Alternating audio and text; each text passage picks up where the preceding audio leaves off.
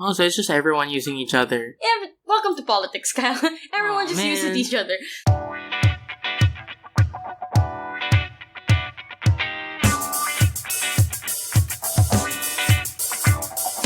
Hello everyone, welcome to another episode of Debatable with our hosts Nina and Kyle. I'm Kyle. I'm Nina, and if we bummed you out in the previous episode about the elections, we're going to bum you out even more with this episode. So for today, we're going to talk about the aftermath, or what we think might happen as a result of this new shift in power and this new consolidation that Duterte has. So in the previous episodes, we discussed what went wrong during Comelec, and as you've noticed, nothing has been really done about it. So here we are now. It's approaching June 30. The new senators will assume their position. I mean, at the time of this recording, it's approaching June 30. Yeah. So, by the time this episode is released, it's probably already, the terms of these senators that we discussed in 2 episodes ago. Right? So, let's talk about what might happen as a result of the failures, quote-unquote, of the Comelec. So the first thing, I guess, is to talk about the reactions that people had right after the election results came out. And I think it's pretty mixed. There were a lot of online threads in support of what happened and against the new candidates. There have been rallies, I know. There has been a lot of media hype about it. My favorite story is actually about Mike Enriquez. Do you know about that one? Oh yeah, when he started ranting. Yeah. So they were talking about getting interviews with these people, and Mike Enriquez says we should grill them about what policies they're going to make, etc., etc. We should ask them immediately what kind of platforms they plan, what kind of projects they're going to implement now that this is the new composition in power. And then one of his co-hosts said, not yet, let's not bombard them with work yet. Let's have them celebrate their moment of winning. And Mike Enriquez snapped. He's basically the poor Filipinos can't afford to wait. Clap back. Yeah, it was a major clap back, and then they had to cut the commercial break because of it. And I was just it was so hype, basically. And I was expecting that kind of anger to be sustained. I was expecting that kind of retaliation against what happened to be more prominent. But after a while, as you notice, it kind of died down. Yeah, so we don't know what to do anymore. We don't know what to do. And honestly, I can understand it. I'm not mad that people stop being pissed off about it. Because even if we continued being pissed off, the powers in place can ignore us. And it's frustrating. I feel like if we mobilized more, something would have happened. But at the same time... Yeah, but what do we want to happen? Exactly. One, we don't know what we want to happen. But second, not a lot of people can afford to cut so much time out of their day to mobilize that way. I know, Kyle, you met someone from your floor here in Berkeley who went to Comelec. Oh, yeah. Yeah, I like that story. I was just walking along Katipunan, and then I saw one of my former students, not students, one of the people I used to coach. I was like, hey, how are you? It's nice seeing you again. And it's like, oh, I just came from somewhere. And it was already 9-10 p.m. And then I said, what are you doing out so late? And he said, I just came from Comelec.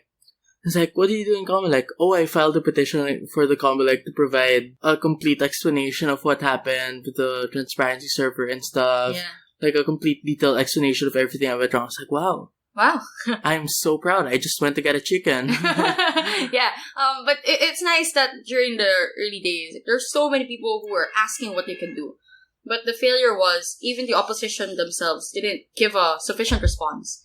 They didn't take advantage of the people's anger and sort of streamline them to something productive.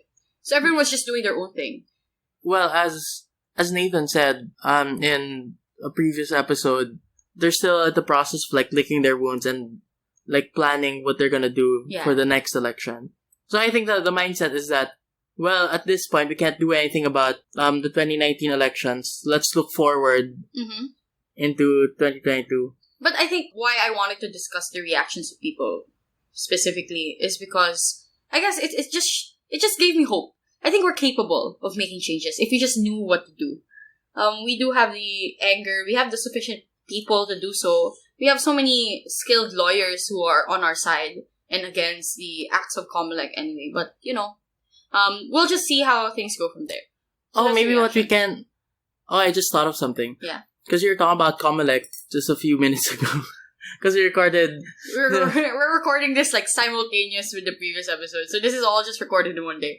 Anyway. Yeah, so we were just talking about, we were just talking about the Comelec and how it has jurisdiction to tell everyone what to do. And I remember that in the campaign episode, we were talking about how like the opposition candidates didn't have much access to like TV advertisements. Yeah. So maybe what the Comelec can do is to mandate that every candidate has equal airtime. Yeah. And that has happened before, actually. Like it made radio stations give equal airtime to everybody. Yeah, so I'm not sure if that was implemented well, but I'm pretty sure like if it was implemented, it could give, like, it could level the playing field for everyone a lot. Mm-hmm. But you also have to consider how many senators ran these elections. There's a lot. So if all of them got equal airtime, people who are like in the running to win, and those who are sadly what we call nuisance candidates, if they all got equal airtime, then I think that it would give us a harder time deciding who to vote for. So that's probably the opposition of that motion, right? But again, these are just thoughts of ours of what we can possibly do and what we can possibly discuss in the future. So, besides the reaction, the next thing we want to discuss is probably the power structure. So, what does the government look like now with this sort of new people coming into place? Especially, it's not just the senators, it's also the House of Representatives. So, there's this really big misconception that Duterte is the one consolidating power. But, in reality, or what we see, especially political science majors and even our professors, it's that he's not the one gaining power per se. He's lending power to so many other groups. And what my professor said is that there is now just a bunch of snake pits that exist. And snake pits are, well, bad pockets of power. Or pockets of power where they try to vie for dominance against other snake pits. So you have the faction, for example, of GMA, who is not really, I don't think that she is under Duterte's control. If anything, she's just taking advantage of Duterte's popularity, attaching herself to Duterte, so that she can gain legitimacy again. So a lot of these people, they're not, strictly speaking, allies with Duterte. It's just they want to be associated with him and his popularity. Mm-hmm. So it's not, so for example, if I was a politician and I wanted to win, even though I don't agree with Duterte, I'd still want to ally myself with him so I can get his support base also. Yeah, so I'd say they're just like all individual but equally dangerous politicians who just so happen to attach themselves to Duterte. So you have the pockets of the Marcoses, who I think in any other situation wouldn't attach themselves to Duterte. But because he's the source of power right now, they have to if they want to become relevant again in politics. So GMA did it, the Marcoses are doing it. So I'm not surprised that Grace Poe did it also. Grace Poe did it, but we're not sure if she is like a bad actor per se, or she's just taking advantage of Duterte's popularity right now. So I wouldn't say Duterte is the mastermind of everything. If anything, he is just being used by so many different pockets. So he wasn't the one who persuaded people to change parties, for example. Yeah, he didn't. Yeah. He doesn't really care what party you're on. He just wants things done. And I think that's what makes Duterte so dangerous, is that he's not like Marcos. Marcos micromanaged he's everything. Not a micromanager. Yeah, he's not. So if we're gonna bring it up to the that whole theory about tyrannical or authoritarian leaders having the keys to power. Yeah. Yeah, so he doesn't really control the people who hold the keys to power. Mm-hmm. He's just the ones who's lending the keys. Yeah, and he doesn't know how people are going to use those keys of power. If anything, the fact that Duterte is not micromanaging as well as Marcos did just proves that he really isn't the mastermind. For example, there have been so many situations, even in foreign policy, where what Duterte says or what he wants, people in the DFA don't really follow. Or they try to skirt around it. Or how a lot of the statements Duterte makes, it's not unified, right? Because a lot of even his own politicians aren't sure if they agree with it or not. There's you notice how unmanaged government is because they're not always on the same page. So do you think that this this government, this administration isn't as stable as we think. Yeah, it isn't. So Duterte projects himself, for example, as a strong man. But he's only a strong man on stage. He's only a strong man when he presents himself. But within his own government, I don't think he has full control. Yeah, so if our short-time goal is to not have Duterte in power for a very, very long time, that doesn't seem to be as big as a problem as we thought. Before we used to think that, Duterte is gonna stay in power for decades and decades, like Marcos. Yeah, but he doesn't want it. He's just there because other people want him to stay in power, and they're making it so that he stays in power. He makes so many statements about how he's so tired. Yeah. So he's not really the strong man. If anything, Gloria was more of a strong man. But she's a behind-the-scenes strong man.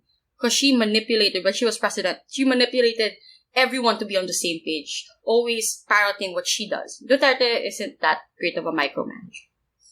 So that's what I think the power structure is like. What will that lead to is interesting. So I'm not really verbalizing it as well as my professors have because it's really hard to explain. But basically, people are just following what Duterte wants, not because it's what's best for the country or because he's the mastermind, but because they kind of just have to, if it means staying on Duterte's good side and still being influenced by the power he lends them. That's the power structure. It's still reckless. He's not dangerous, but he's reckless. And that's still what allows so many bad things to happen. So he's dangerous, but not necessarily maliciously so. Yeah. People frame Duterte like this big monster that we have to protect ourselves from. But it's not really Duterte that's the problem. It's everyone else around him that makes Duterte dangerous. Oh, that's why... wears people as armor sort of thing. Oh, that's why... in the previous episode, I think Nathan also said that a lot of people do believe that Duterte is a good person. He's just surrounded by bad people. Yeah. So I personally think, and it sounds really bad coming from me, but I honestly personally think that Duterte is not the biggest threat. He probably wants what's best for people. He's just stupid in terms of how he does it, which is dangerous. You don't want someone who is a president but can't control his own cabinet. And that's basically what's happening. I see. Yeah. So the next part I want to talk about is, after that vague discussion of power structure, all you need to know is Duterte's not in power. It's everyone else who used Duterte who's now in power. He's just the figurehead. He's just the figurehead. Marcos is now in power again. GMA is now in power again. But the thing is, we don't pay attention to them as much because they're using Duterte as the main shield. Isn't that interesting? Yeah, that is interesting. I really find it interesting. And I think a lot of political science majors have already noted this and seen it. Oh, that's pretty cool because in the past you've had cases of our president being a puppet of other countries. Yeah. But this time he might be a puppet or he's being used essentially as a puppet, but not from above or from below. From within. Yeah. Yeah, so notice how Duterte's main campaign when he ran was he wants to go against the old elites. He wants to topple down dynasties. He's there because he's populist, meaning he wants to negate the old politicking that took place. He explicitly does not like the Aquinos. He explicitly does not like political dynasties. At least that's how he packaged himself in the start, right? But now he's becoming the very same tool that allows the elites to come back into power. Like what Obi-Wan said, you've become the very thing that you swore to destroy. Yeah, but the thing is, Duterte is not noticing those things. Or he thinks he's using the old elites to get what he wants. But the old elites think that they're using Duterte to get what they want. Oh, so it's just everyone using each other. Yeah, but welcome to politics, Kyle. Everyone uses each other. So, in policy making now, it sends really bad precedents. So, what do we have now because of Duterte? We have strongman narratives, we have sexism, we have tolerance of China. We're basically giving our fishermen and our waters to China. I'm pretty sure a lot of senators and a lot of members of the executive and legislative and even the judiciary do not agree with the course of actions we're taking with our foreign policy. Yeah, especially Justice Carpio. Yeah. Yeah, because he made the case, in the arbitration against China. Mm-hmm.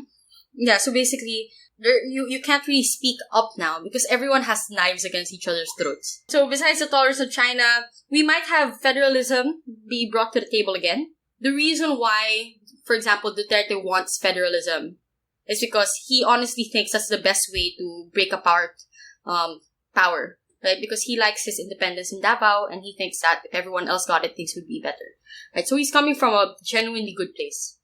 But the reason why elites support federalism is it's a way for them to get their power back, especially in local government units.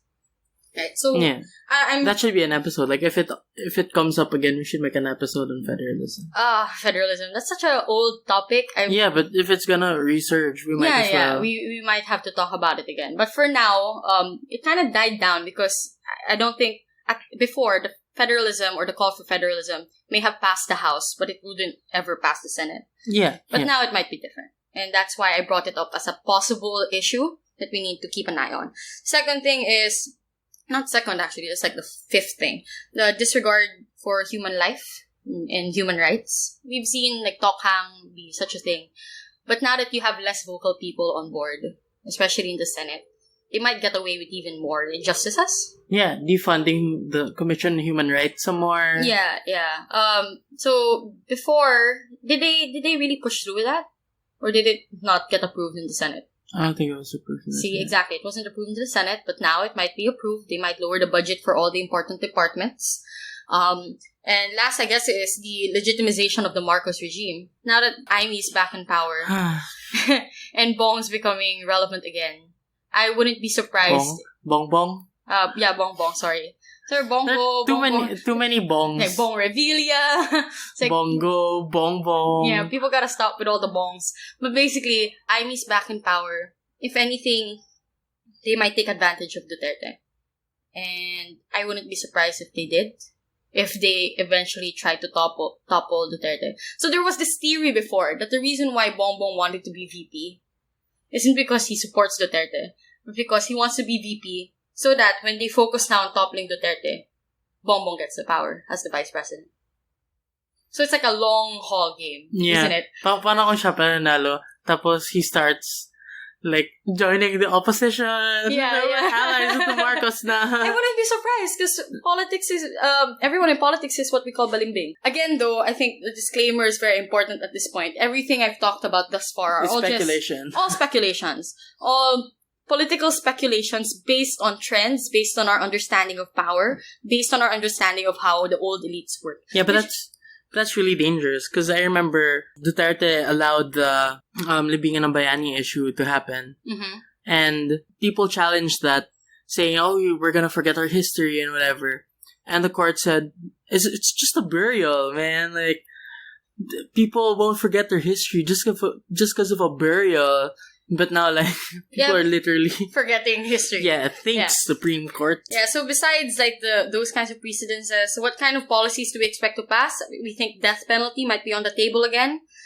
Political dynasties, I don't think it's going to be any easier now to create laws against them, especially now that we have so many new dynasties reestablish themselves in Senate. They might lower the age of criminality again. Criminal responsibility. Yeah, so what was the proposed age? 9 years old? Wasn't it 5? Wait, no. Wasn't it 12? Oh, 12. Right? It used to be 9 and then they turned it to 12. Yeah, like a compromise. Like, fine, not 9-year-olds. We'll just prosecute the 12-year-olds. Like, that's any better. Right? So, obviously, that didn't pass in the Senate. Thank God. But now, again, if they try to bring it up again, I think it might be a different story. And, again, train. I think the most tangible one. We've already seen Train 1 pass. There was a edit and we had Train 2. I wouldn't be surprised if there's going to be Train 3, 4, 5. And motions about train. Motions about train again in future debates. So that's what policy making might look like. All of these speculations, I really love talking about this because it's just like a bunch of theories that you can apply. I'm strangely excited about thinking of all of this. Oh, great. But not in the fun, like it's fun but also very scary because it makes me sad.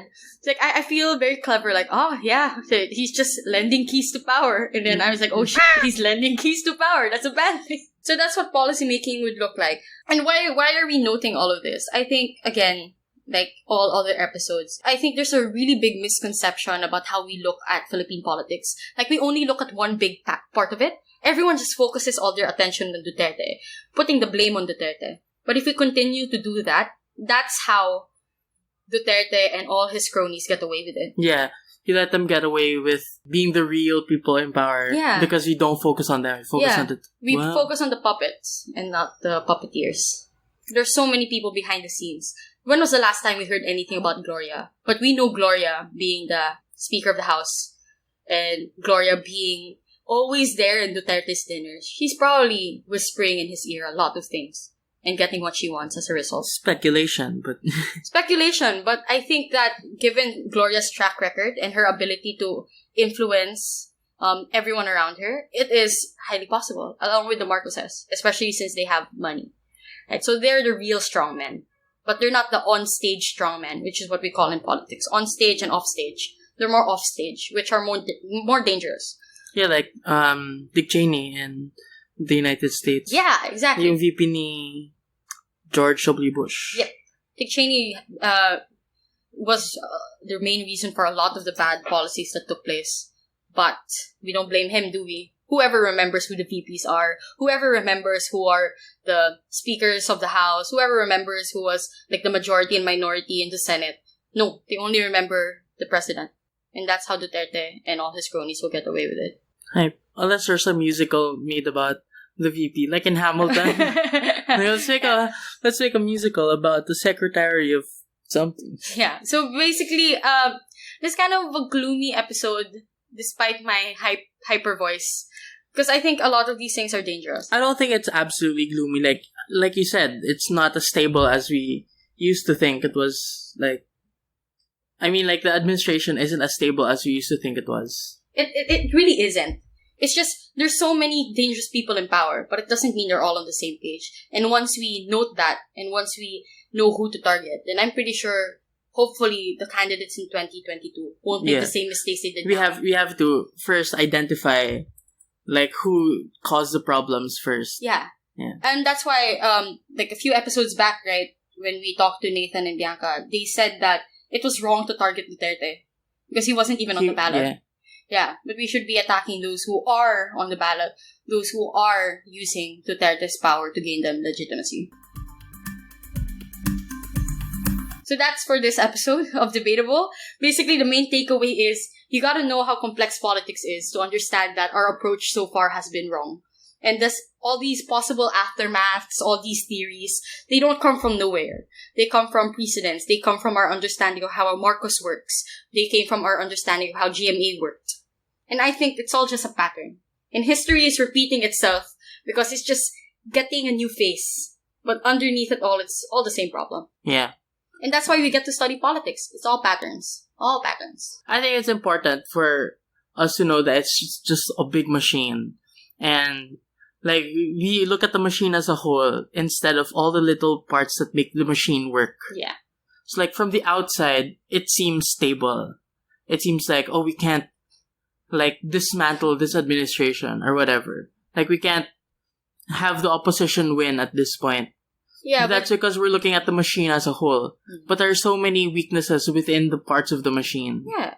And that's how a lot of movies about toppling power, you know, this is just like, oh, we gotta attack this one weakness. Like in Star Wars, like we gotta attack the core, right? Yeah. Because the Death Star looks so scary from outside. But there is a weakness inside because it's not as stable as you think when you look at all the inner mechanisms. Star Wars reference. I'm happy. Nice. This is a great way to end this episode. So thanks again for listening to this series. I guess since it's the last episode, we'd like to thank everyone for their patience, first of all, for waiting for us to do this in a span of 2 months. It's just been really busy. Okay, I had to go abroad a lot of times. I have my graduation in a few days. Congratulations. Oh, thank you. I get to wear my sublime finally. Kyle just finished law school and had to deal with some first year. Oh, you're done? No, sorry. Done with your semester in law school. Yeah. And you had to deal with your own things. I had PIDC, which just drained the living hell out of me. But we're back, and I'm happy I get to do this again because this is really a good break from debate. I take a break from all the stress of debate by talking more debate stuff. Yeah.